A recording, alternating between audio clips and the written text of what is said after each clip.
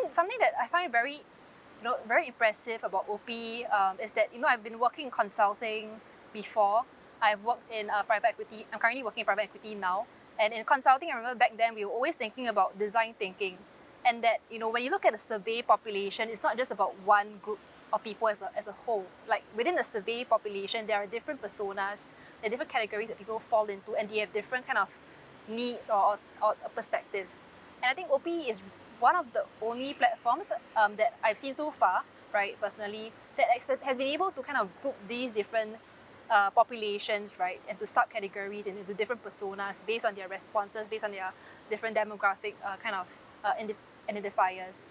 And that is actually very helpful for us because we see that we are able to identify which groups relate to this particular statement or which groups don't. I think another thing that is very helpful and I really like about OPPi is also the fact that you're able the survey is able to look at also different kind of agreeability with a particular statement. And I think that is not often captured in most of the surveys that we do with typical platforms. So that's something that I really appreciate as well. And I think so all of this has accumulated into this report that we're going to be releasing very soon. It's called Women in the Workplace Report. And it's going to be a first version that we're releasing out of a series. There's a bit more focus on our findings from the different surveys and in-depth interviews. And where this will be going to is a couple of platforms, so three major platforms, right?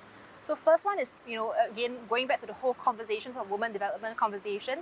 We're working with a couple of our partners such as Aware, Lean In, as well as Young PAP and so on and so forth, to actually pipe this into the overall report and overall research that they're doing on this topic, and really importantly, lead to policy change, because we believe that especially in the global shapers community, that top-down change is very integral towards progress on some of these topics. I think another key platform that we'll be going to is also our own global shapers platform. So this will be going to all of our social media channels, to our database of different companies that we actually are linked up with and we know, and to really kind of push for this kind of changes across the three dimensions of culture, policies, and amenities, and really creating this change and letting them know that these are the benchmarks that you should be looking at, and what you're currently doing today, they're not even at the threshold. You should be definitely improving that, and of course you should be aiming for best-in-class kind of policies and kind of amenities and culture.